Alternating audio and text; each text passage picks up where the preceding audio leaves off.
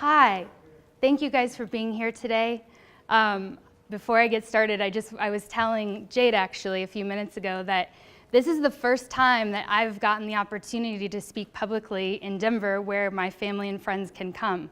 So normally I speak all over the world in different places, and I feel really moved that I get to be here today with you in my hometown and city. So just presencing the fact that I'm apparently emotional about that. So we're all human, those of us even that stand in the front of the room and give presentations. So I'm gonna start us off today with a video to provide a little context. So let's sit back and enjoy that.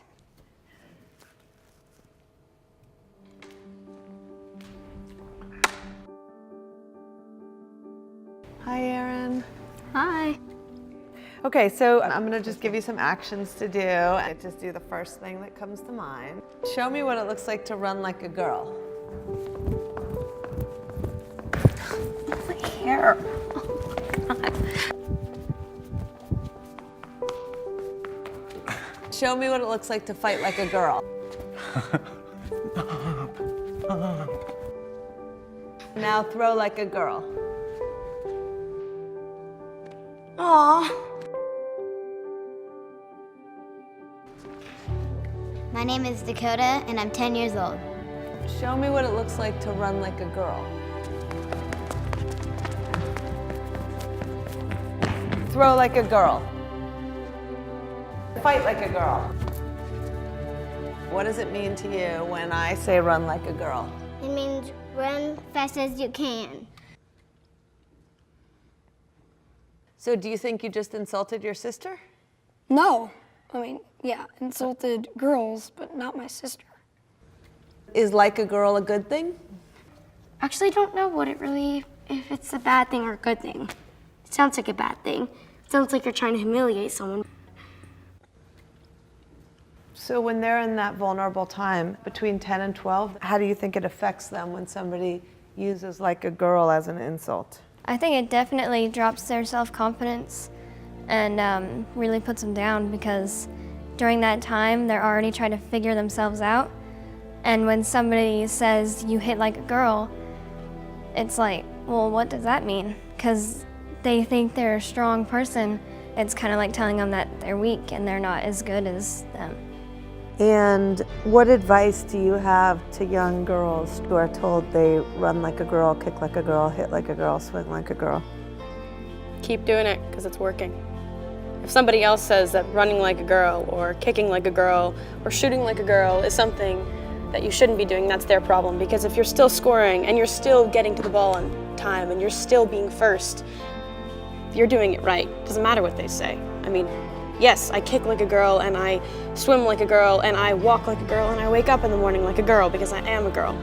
And that is not something that I should be ashamed of. So I'm gonna do it anyway. That's what they should do. If I asked you to run like a girl now, would you do it differently? I would run like myself. Would you like a chance to redo it? Yeah.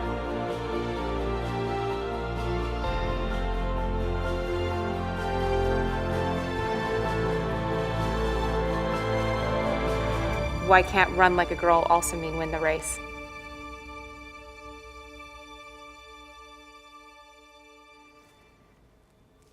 Good on them. Talk about a brilliant, brilliant video.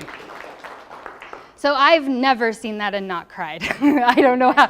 I'm really moved by the generation coming up and the way that they so purely ran. There was no wobble to what they thought it looked like to run like a girl, and I love that. And I think part of what I'm going to talk about today is how each of us, male, female, it doesn't matter, gender, can embody what it means to provide an environment where women everywhere get the chance to do whatever it is that they want. And so we're going to talk about quite a few things today. Here's a little outline to provide you with some context. So we're going to go through a couple of the facts. Like Nate mentioned, I have zero interest in bashing anything or talking poorly of anything that's going on. I think what's interesting for us to realize is that we're getting the opportunity to pay attention to things every single day that matter to someone. And so we're gonna bring some attention to the facts so that we have some context. We're also gonna talk about the response as it relates to me personally and the association that Nate mentioned. We're also gonna talk about, and most importantly in my opinion, is your turn. So what is it that you can each do to make this world different when it comes to this context? So let's start by talking about Me Too. So in my research, I know how many of you have not heard of this movement? Okay, so it's out there. So what I found really interesting, if you'll notice there on the slide, so Tarana Burke actually started this movement in 2006. It was popularized within the last year, but that's not where it started. So I thought that it was really interesting that this is something we've been talking about for over 10 years, and yet it's been popularized and really brought to the surface within the last year. In addition to that, Hollywood has taken their stab at it, and with their Time's Up, any of you that were watching the awards during this season saw that many women, men, individuals stood on their stage and accepted their awards and spoke to this point. And I want to, it was amazing that Hollywood did such a great job in underscoring the Me Too movement and presenting their perspective on it. Some quick numbers to think about that impact me and some of us daily. 4% of CEO positions at Fortune 5 companies are women. 4%. So if you really think about that number, 4% of this room, that's a very low number of women that are running organizations. 40% of moms are now the sole primary source of income for their in the US for their household. It's an incredible statistic. And so when you think about the wage gap and what that might mean to a single mother, this is important to pay attention to. And that 10% of the total over 6,000 board seats in Fortune 500 companies are occupied by women. 77% is the female counterpart to the male. I said that wrong, but you guys can read what it says. By age 65, the average working woman will have lost more than $430,000 of her working lifetime wages versus men in the wage gap. So I think, like I said at the beginning, the context of this is important, but it's very important to not get stuck here because this is only bringing awareness to what's possible. There are a lot of stories that have to be recognized, and this is, in my opinion, what we're after when we talk about what comes next. So now what? What happens next? Well, I want to give you just a little look into my life. Some of you know this story, so sorry about this, you're going to hear it again. And some of you do not, but rewind the clocks to 2017. I was very pregnant. My son is here, he's back there. He's 11 months old now. And I was attending a conference trade show that I go to every year. And I got the opportunity to go to a Women in Leadership Summit. It was amazing. It was so cool to sit in a room with over 300 women that were in my industry that were sitting around talking about their personal brand and things I cared about. I was pumped. And I left there wanting to take the next step, like really excited about that and wanting to know how to keep that momentum going. So I reached out to the conference organizers and come to find out there was a Facebook group, and that was it. It wasn't enough for me. So being that I was 7 months pregnant, I just launched an association. And so what I really believe about our lives in this universe is that when we're meant to do something, when it's with purpose, we experience zero resistance, and the world works with us to deliver what we're meant to do. And that was my experience. I had no time already, but I delivered on this experience, and WIFA was born. So the Women in Fitness Association is something that I do for fun in my off time. I'm an advisor to businesses in the fitness industry and other industries as well, and I talk about things like strategy and process and how do we help your business be successful. That's what I talk about all day long, and I love it. And I talk about this now too. So I've been fortunate enough that we have grown our board of directors from 1, then 2, then 3, now we have 7 representing us globally. We have 250 female members all over the globe, representing 6 different countries. And we have 13 corporate sponsors. I need to take a drink of water. Cheers. Nate, thank you for this. So it's been an honor to launch this association. The member benefits, here's the thing. Why do anything if you're not going to actually help people? Like, I wasn't interested in forming a group, like a girl gang, you know, maybe jackets one day, maybe. We're still working on the jackets. That'd be cool. But we really wanted to actually help people and specifically help their careers. And so these are a couple of the WIFA member benefits and what happens. But the thing that I want to talk about is this. My experience as a woman in business is that my mentorship opportunities have largely been men, because according to our statistics, 96% of men are the ones who occupy those CEO roles. And if I want to accelerate my career and have a mentor, where are the women that are available to mentor me, right? So it's that access, where are they at?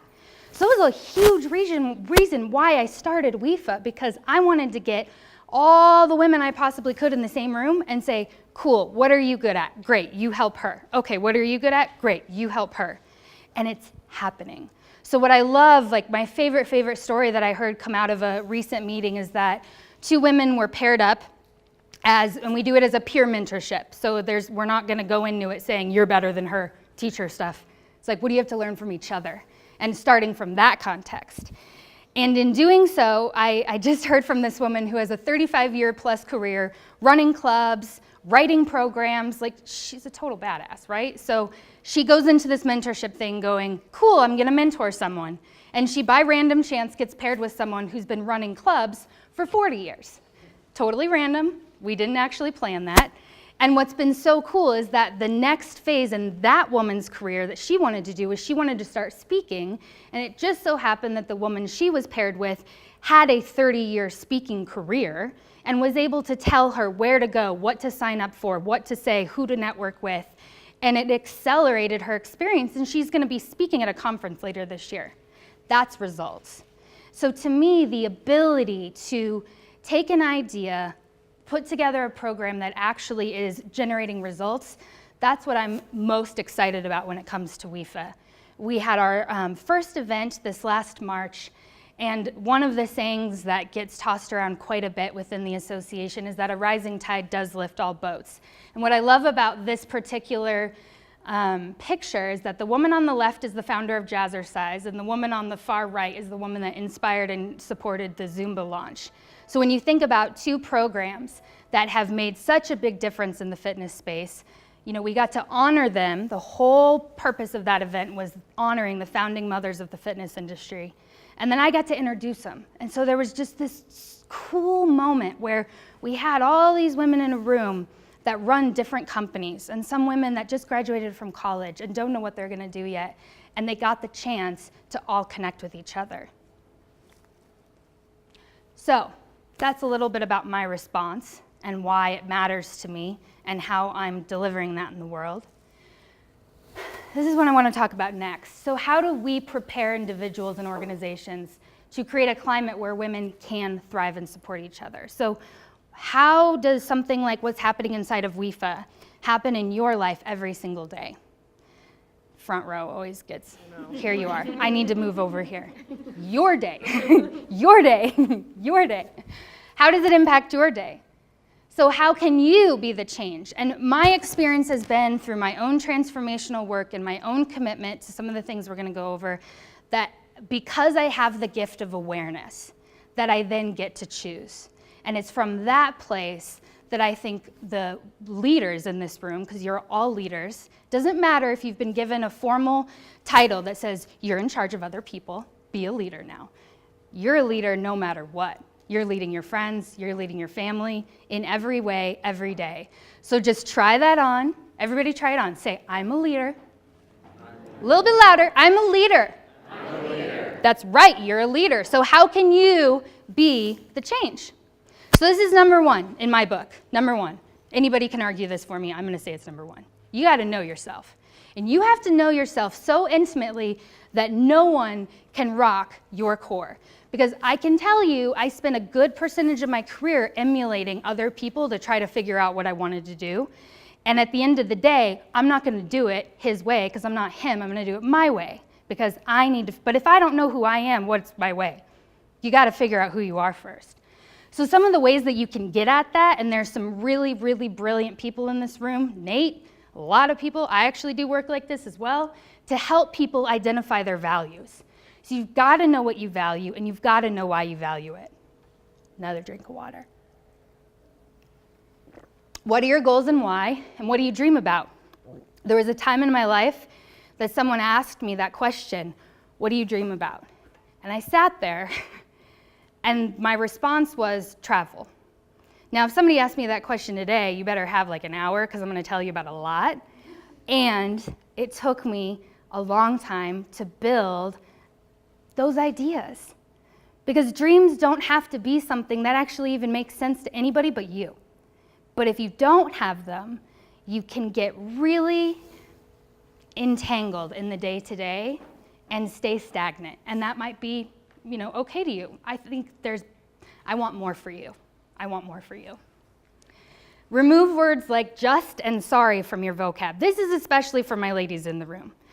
I was given the exercise at one point in time to, every single time I went to send an email, to remove the justs before I sent it. And it took me about 3 weeks to break the habit because I did it every time I sent an email and I didn't have the awareness of it.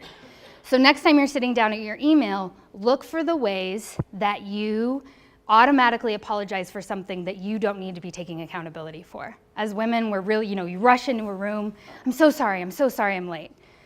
No, walk into the room and start the meeting. If you need to acknowledge something to be good with the room, do it, but don't apologize for things that you don't need to be apologizing for. Launch into an intimate discovery of who you are so that then can give birth to your life work. I, for years and years and years, prayed and prayed on the context of I want to just wake up in the morning and somehow get paid really well to be me. And I have not let go of that. This is me right now being me. I might be talking in a little bit more direct tone, but this is the me that my son gets at bedtime. This is the me that my husband gets at the dinner table. This is the me that my mom gets over dinner last Sunday. It's the me that Nate gets when I'm on his ranch looking at his horses. It's me. That wasn't always the case. And it took self-discovery to get there. Responsibility. So I will never forget the first time that I was in a workshop and somebody was like, responsible. You need to be responsible. And all I could think about was being in 7th or 8th grade and my mom and dad saying to me, you're responsible now because you're older. And that was my context of what this word meant. And what I want to kind of bring to you today is that this word really is underscoring the fact that when you are aware, when you've committed to a life where you say, I am conscious of these things. I'm aware that women make up 4% of CEOs, and I need to do something about it. I'm aware. When you have awareness, you get to be response-able. You get to respond because you're aware. And that gift of awareness, those of us, in my opinion, that have that awareness, as soon as we get the awareness, we have a responsibility to act. Does that click with everybody? Maybe a nod, yeah? And if not, we'll talk after. Through awareness, you gain access to what's possible inside your environment. It's a gift, but I will tell you, once you've gone down the rabbit hole, you cannot go back. You don't get to pick what you're going to be aware of, and you don't get to pick and choose. I heard some sighs in the room. It can be burdensome because you don't get to walk through life blindly anymore, ignoring the things that convict you on an emotional level that you know, even on a small scale, you could influence. You get to choose to influence it instead. And what a gift that awareness is, but it's a choice. So the other thing I want you to think about is from the context of circumstances. How can you have your circumstance be here and then your experience be over here? I'll never forget, my father passed away a little over 4 years ago now, and I remember being booked to go to a seminar about 3 weeks after he died, and I was in a leadership role where I was going to help co-facilitate and be available for that room of people. And I'll never forget feeling terrified to go because I was clearly still grieving. I couldn't get through a whole day without crying at that point, but I was terrified about showing up to this event like a woozy. I was nervous about it. And what I realized once I showed up is that my being present with my feelings and still doing what I said I would do when I showed up was of service to the group because I embodied authenticity. So I was able to be present with my circumstance but not be defined by it. I didn't have to crawl in bed and put my covers over my head and go away. Instead, I got to be participating with life in a way, but that's authentic, so I was more relatable. We all have that opportunity every day. We don't have to not do something because we don't know how. We don't have to not do something because we don't feel like it. Take the action anyway. You'll probably feel better after you're done. It's not sexy, but trust me, it's the better way. So speak up. Advocate for yourself. Men and women, it is so easy to say, I don't know. Where do you want to go to dinner? I don't know. Where do you want to go to dinner? How many people have had that conversation every day? I don't know. You pick this time. You pick this time. Just get on Open Table and pick something. I don't know. I'm here to tell you that these are in an order for a reason. So when you get to this point, once you've known yourself and you can take responsibility, speak up. Advocate for yourself. I love this quote, as jarring as it is, that women's ability to negotiate, or anyone's ability to negotiate pay, I think has to do with their alignment of their value. If you're aligned with your value, negotiating pay becomes just a physical outpour of what you know needs to happen, that it's going to align. So the cool thing is in my experience, the ability to speak up and advocate for yourself comes from self-discovery. It comes from taking responsibility. Check your vocab. This is another place where we can take responsibility for the things that come out of our mouths. If you've ever heard the saying, if you don't have anything nice to say, don't say it, whatever, I'm not advocating for that. What I'm advocating for is to be truthful in what you're saying and to consider if you're causing the other person any harm. And if you are, don't say it and choose to internalize it instead. This one, for me, is everything. That is so funny. He knows I'm talking about him. So, the third way. So, I am mildly obsessed with this concept right now, unapologetically, because my life changed a lot 11 months ago. I have a beautiful little boy that my husband and I co-parent. And the reality of it is that I have an association and a thriving business that I've created that I have zero interest in working any less on than I did before I had a baby. And the reality of it is that when I'm not caring for Oliver, someone else is. How many moms are in the room? Show of hands. So you know what I'm talking about. If you don't pay someone or have an arrangement with a parent of some sort, you are caring for your child. And what a gift that is. But I want to challenge the thinking that it's not an either or, that there is a third way. Either or meaning I work at a company 40 hours a week and my child goes to daycare at 6 a.m. and I pick him up at 6 p.m. And we come home and we have dinner and that's our life. So that's that option. The other camp might be I'm an entrepreneur or I'm working part-time and my husband does full-time or my wife does full-time and she takes care. It's this compromise thing that's gotten worked out and it makes sense for your family and it's brilliant. And I want more for you. The third way, in my opinion, is this lifestyle design that gets to be what you name it. That you get to name it and say, you know what, I want to be the CEO of the company, but I need to help impact that culture for it to be okay that my son hangs out there with me. Make it up. I think the most important thing is that you make it up. I'm making it up right now every day. I don't necessarily know what I'm doing, but what I'm committed to is discovering what works. So within that, there's choice. That's the thing that I want to underscore is getting away from the default mechanism that's been designed by somebody for us to just do versus, you know what? I want to be around. I want to be able to breastfeed my son 4 times a day and be on conference calls. That's what I'm going to do. And then make it happen. It can be done. I promise you, you just have to make it up and be totally cool with the resistance that you might get from somebody that doesn't think it's looking right. So responsibility, how can you participate with these things that I'm underscoring? How do you take these 3 things, specifically and layer them into your day-to-day life so that you can actually impact change. I know for me, one of the nicest things that I think a podcaster has ever said to me during an interview was, I love that you create a plan and then you go do it. Like, there's no apprehension, there's no, is this the right thing? Like, once you've made up your mind, action is the next thing, and that's just what's gonna happen. And I want that for you guys. I want you to be able to take action on something. So if you felt inspired by today, that you have some nuggets that you can take away and layer into your life this week. So the first one is creating a plan.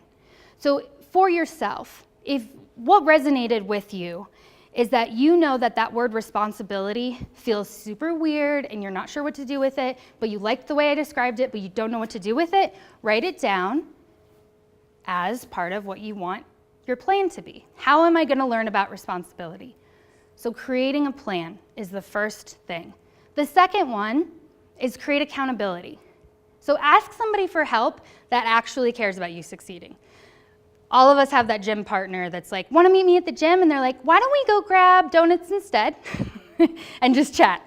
That's not the person necessarily that you want to have supporting you in a journey of transformation. The idea would be that you team up with someone that's personally invested in you succeeding and that's interested in championing your success. So specifically women, and what I realized within WIFA is that you got to get everybody on the same page first. And for you guys, if you don't have somebody in your immediate life that cannot support you in that way, then find a way to hire a coach and somebody that can get in your corner. 3, you can put one foot in front of the other. You can take that plan, you can have somebody align with you that can support you with that plan and then help you break it down into bite-sized things so that every day you have something to do that is your compass back to the North Star. I think one of the hardest things in the work that I do every day is that I walk into these organizations and there's this huge problem that's become the elephant in the room that nobody wants to talk about, and it's super hard for everybody. And then you start talking to someone and it always started somewhere. And when it started, it was usually one decision. It's the same with our lives. It's exactly the same. So at some point, wherever you feel off base, at some point, you made a choice to go left instead of right, or forward instead of backwards, and it's landed you where you are now, and there's an opportunity to make change.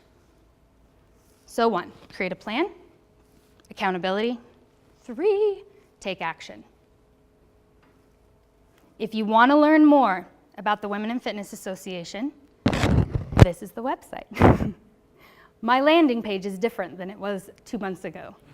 Thank you, Jade.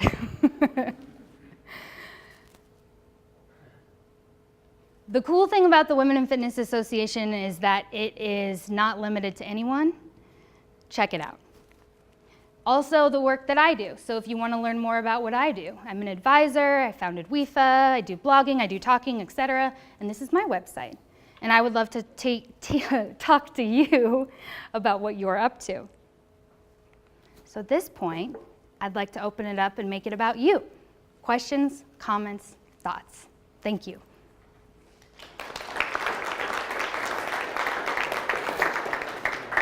What's that? Oh, cool. Did you hear that, everybody? We have 10 minutes for Q&A. And go. Start volunteering. Volunteering?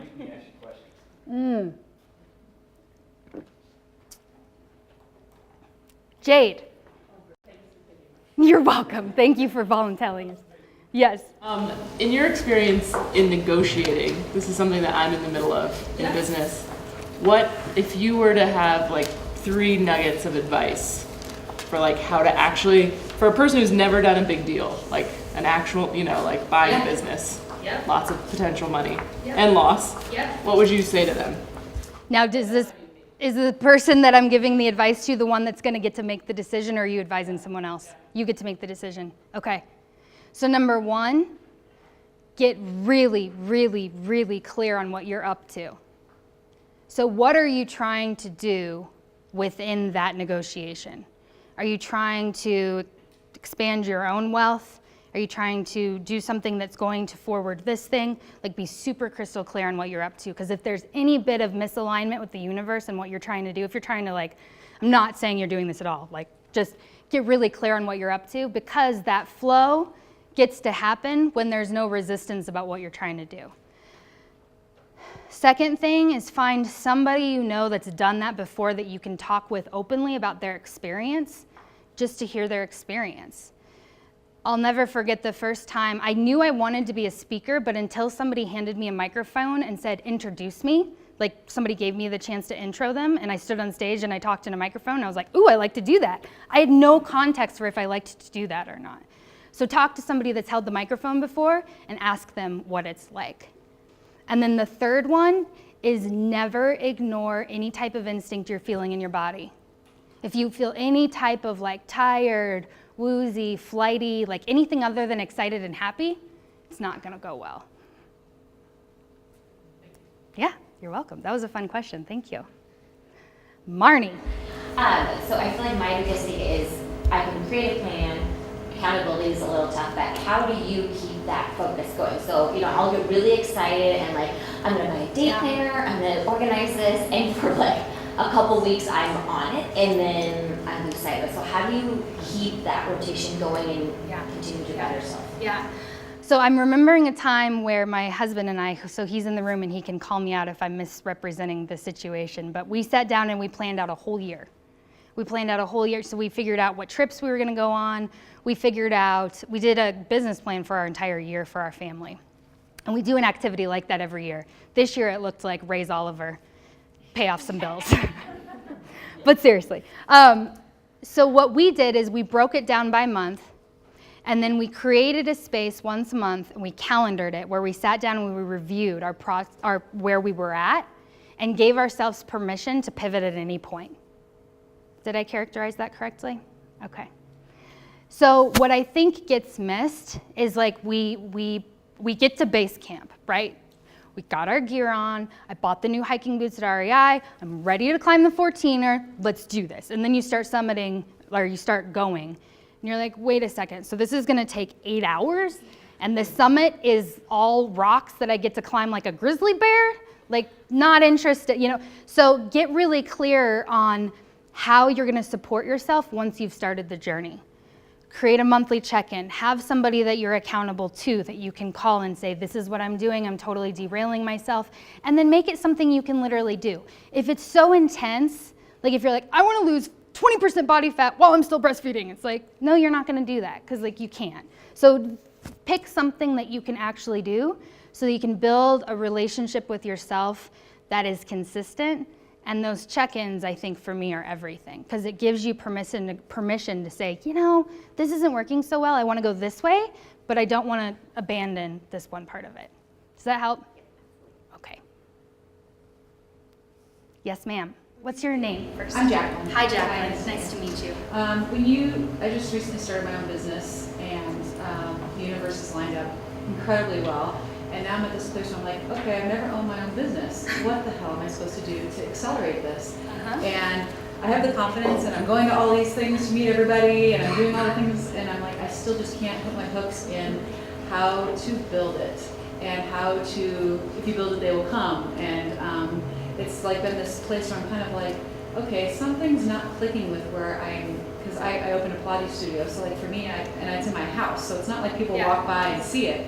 So it's like, how do you build that network? Like, I'm confident in myself and what I have to offer, but to get it out there to people. Did you buy Peak Pilates or Balanced Body? Balanced Body. Okay. I used to sell Pilates equipment. Yeah. So I think a couple of things. It sounds like to me, do you have a coach? Do you have somebody that's in your corner? You know, when you said that, I was like, geez, I thought I had one, and she totally just bombed out on me recently and was like, you know, you could lower your prices, maybe that would bring more people. And no, that's not the answer. Oh, you're fired. So you don't have a coach. You don't have a coach. Yeah.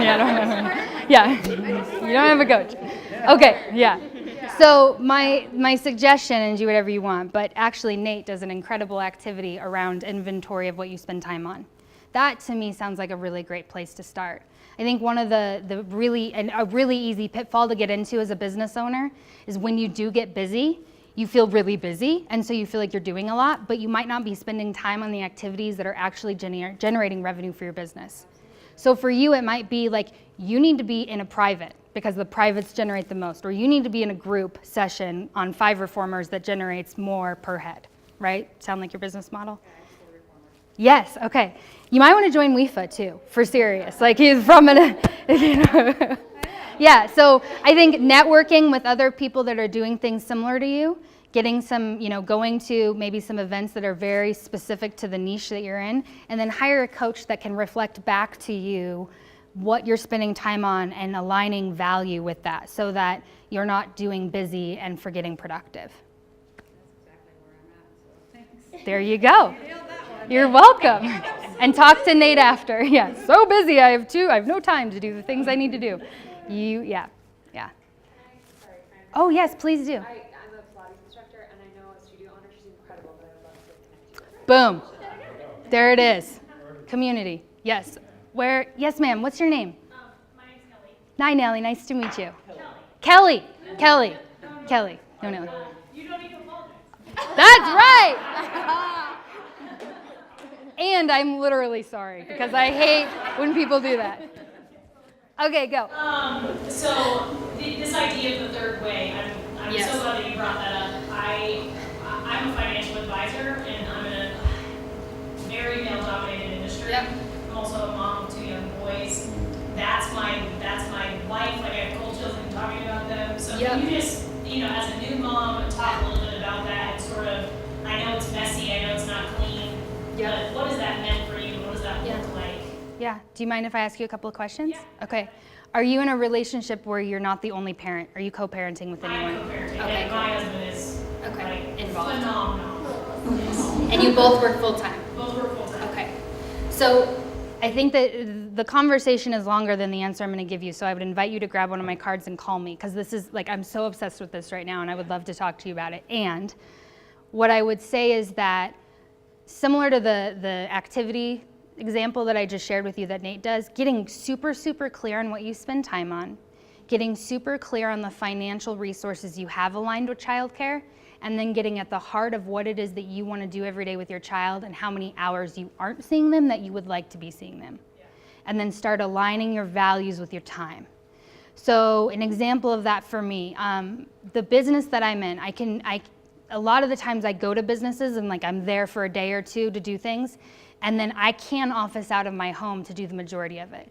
So in doing that, that affords me the opportunity of having a nanny in my house with me. Yeah. And then what gets to happen is every time I'm not on the phone or embedded in something, I'm taking all of her breaks every couple hours, checking in, what are you guys up to? I'm clearing time twice a week to go to story time. But I'm and she's here somewhere, Annika can attest to this, I'm usually on a conference call in the car on the way to story time and on the way. So it's messy, right? Yeah. It's go on mute, he's crying. And I'm so glad I'm there. Yeah. So I think you just have to make it up. You have to give yourself permission to make it up.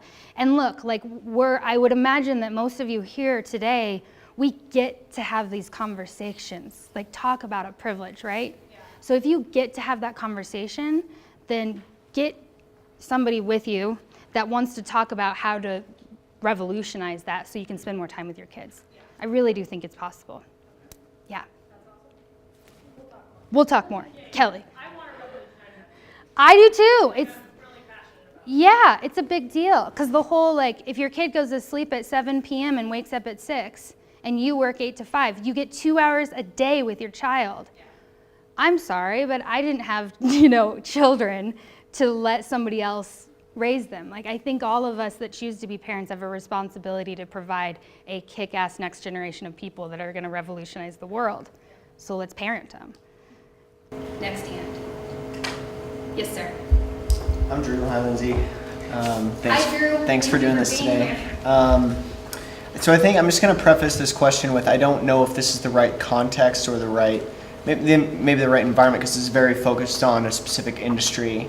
But I do know we have some people here that are in different industries, and I think one of the things that has been taking up a lot of my headspace lately is how do we have these kinds of conversations with men? 75% of the people in this room are women, because this is something that the Me Too movement, the Time's Up, has been a really awesome thing that has empowered a lot of women to come forward, and even in the LGBTQ space too. So even trans harassment has come up through this as well.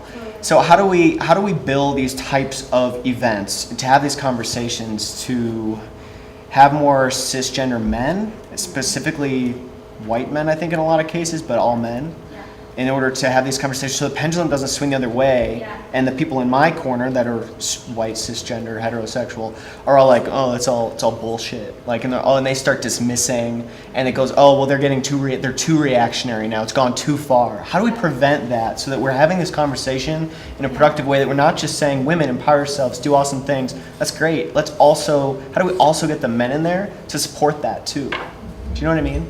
I hear you. I don't know that there's enough.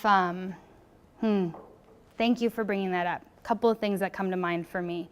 I think you being willing to have the conversation openly in this room is a great first action for you, and to be in community with people that are willing to champion other women. I think statistically right now, more women are going to college than men. We're seeing a lot of transitions around the way men are choosing to. There's a lot of men that are totally cool giving up their career and staying home with a child, and the woman works. Like, everything's up for debate. So I don't know that we're gonna see a pendulum swing so far in the other direction that in 10 years, like, men are saying Me Too. I don't know that that's gonna be the case. I'm not a fortune teller either. But what I will say is that I think what it has the most to do with is your individual choices and how you champion women in your life, and the people that you surround yourself and how they do it. Because what's missing right now, at least from what I'm exposed to, is the awareness of the women that are capable of doing the things. So it's awareness of who those women are. So I do recruiting sometimes for some of the companies that I help with. And I'll tell you, it's very hard to find women sometimes for the roles I'm trying to find them. So I want to bring attention to the fact that they're available, right? So there's like a lot of layers to what you're saying, but I think it really starts with you first and foremost. Yeah, thank you for that. I think I'll clarify one thing. I wasn't saying that the pendulum swings so far that men are going to say that they're victims necessarily of sexual assault or sexual harassment. I think, though, what I am afraid of, though, is because 96% of CEOs of Fortune 500 companies are still the men in power, and most of them are white, there's 20 women out of 500. That's 4%, 20. That's it. What I'm afraid of is that in the next 5 to 10 years, that this might get extinguished, this flame and this movement, because men are the ones that are still in power, because the patriarchal influence is so heavy. That's what I'm afraid of. Because there are more college women than men, now in 20 years, we might see the CEO level start to even out. It might be awesome that way. But I'm worried about the next 5 to 15 years where we're not taking full advantage of this, and men that are still in power swing it the other way and say, nah, this is too, you guys have taken it too far, calm down, you're being too emotional, you're probably PMSing. Like, so I think, yeah, I hear you. And I think, so a couple of things. I think the momentum that I'm generating via WIFA is one of those things that solves for that, in the sense that I want that website in a year's time to be the #1 place that people go to start recruiting. Like, when they need to find like the best woman for the role, they're going there. So I think bringing awareness to the places that you can support, because I think it comes back to awareness. Because I think that there are women that can be in those roles. We just have to bring attention to where they are and let them have the opportunity. And in regards to the men that are occupying the roles right now, one of the companies right now that I advise and that I help with, their C-suite is completely men. The only woman that gets in that room is me. And then the next person to that is their director of HR, so a director level. And I can tell you that based on the age and the performance of those men, that people are done with the ivory tower way of doing things. So the shareholders that impact that business are gonna get really sick of the lip service that those men are delivering, and that's when those positions are gonna come available, and then hopefully the rotation will happen and women can rotate in. Not saying they're gonna solve the problem, they just need to be given the opportunity. Does that clarify? Yeah, okay. Yeah, I think so. I think the last part you said, where you're seeing that there's less of a ivory tower type mentality, is really good to hear. I think that's happening with, the way work is changing, the way people are freelancing more. I think that there's a there's a lot happening inside of that space that I think is going to press on what you're talking about. One more question, and then I'm getting Morgan, I'm going to do you, and then we'll come back to you, Kelly. Oh, yeah. There's an organization that is specific to white men. It's called the White Man's Caucus. And I think it's bigger in the financial services space, but they do just that. They basically take white CEO level men and put them in a room and then put together a program that helps them understand what it means to be a female, what it means to be a black man, what it means, etc. It's called the White Man's Caucus. So that's something to like kind of get plugged into or think about as a way to speak to what you were talking about and kind of break down that barrier. How do we? Yeah. Thank you. Well, yeah, I just wanted to piggyback on that too. I think the biggest thing is just having the conversation and not being afraid, especially as a man, to be like, to challenge people to have conversations. And it's not just me and my new friend that's a woman are like talking about all the shit that we experience. So the biggest thing I would say is like speaking up, having the conversation, challenging other men or whoever is like the minority in that situation to have the conversation. That's with like every issue, race relation or gender or anything, is to challenge people and to challenge where you work, to also like, we need to get aligned with this. Like, this is obviously an issue, and not to like, the worst thing that they're gonna say is, no, we're not gonna do that, and then you realize that your morals might not align with that company. So I just think mostly it's just having the conversation is like the biggest way to get that to the forefront. Thank you, Morgan. All right, Nate gave me the thank you guys for your time. I appreciate each of you.